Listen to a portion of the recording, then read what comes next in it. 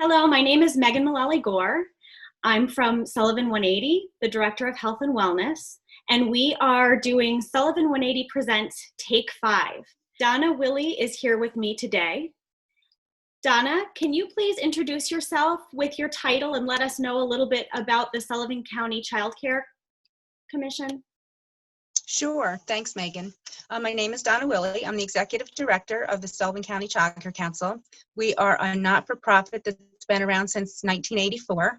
Our main role is to help parents find childcare and also to help them pay for childcare.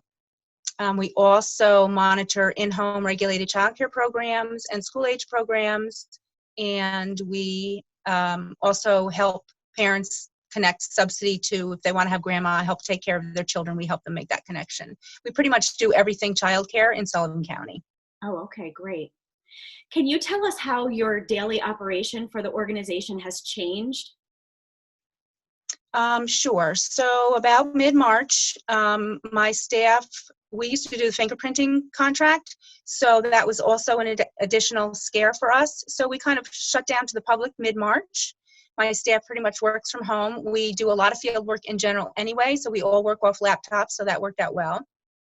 We do remote interactions, and we communicate to the parents, the clients, the providers, mostly via email, telephone, and actually we're learning to do this telecommunication.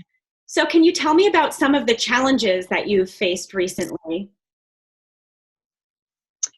Sure. So our providers in general are struggling. A lot of them we service mostly in-home providers, so they're one person taking care of 6 or 8 kids, or 2 people taking care of 6 or 8 kids in their own home. And they're scared because they're opening their homes up and making their families more at risk than usual. But I will say that many of them are stepping up to the plate. They're expanding their capacity and expanding their hours and going above and beyond of what they normally would have to do. And being a childcare provider is hard. They're in their homes all day long with children, early in the morning till late at night. Yes.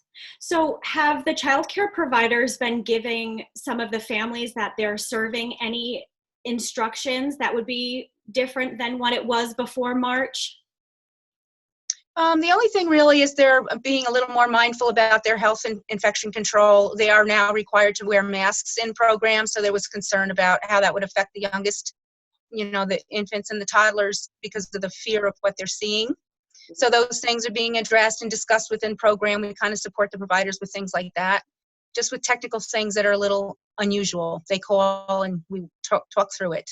Oh, that's great. That's not something that I would have thought about. So is there anything that the community members can do for your organization? Any way that they're able to help? Yes, our providers, I think really just a simple thank you to realize there's a lot of talk about, and yes, we cannot underestimate our healthcare workers because without them, none of us would be anywhere. But those healthcare workers have children, and their children are in the care of the child care providers so they can work. So if people could just recognize them and thank them publicly, it would be great. I know they would really appreciate it. And then the other thing is, like all of us, there's a very short supply of cleaning supplies. There's a short supply of gloves, masks, anything anyone could do. Wipes, baby wipes, I know providers are having a hard time finding. We do have a pretty good supply of hand sanitizer supplied by the Office of Children and Family Services, but all those other supplies are having a really hard time getting. Okay, and if people are able to donate those items, where would they donate them to, physically, or should they be getting in touch with you or someone in your office? I would be happy to talk to them and figure out, they could drop it off here or we could pick it up and then we can disperse it to the providers. We have a really good system going on because we have an upstairs, downstairs, so we put whatever they came to pick up downstairs, they open the door, they sign for it, and they walk out. So we don't really have to interact at all. Okay. So providers can get what they need. Okay. What is the best way to get in touch with you or to keep up on any other news?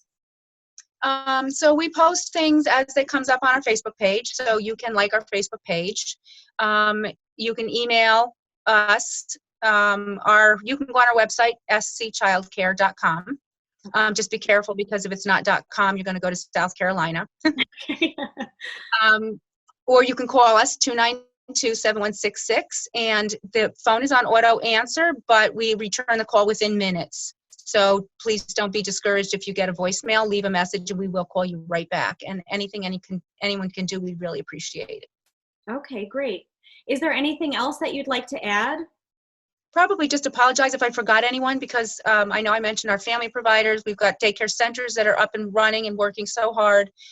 Everyone's really just trying to do the best they can with what we've been handed. Yes. And we're here. I'm in the office every day, all day, by myself. My staff is home and we interact via that way. So we are still here to help anyone that needs us. That's great. Well, thank you so much for taking the time to do this interview. I know that you've been really busy, and we really appreciate your participation. And we really appreciate Sullivan 180 as well. So thank you. Thank you.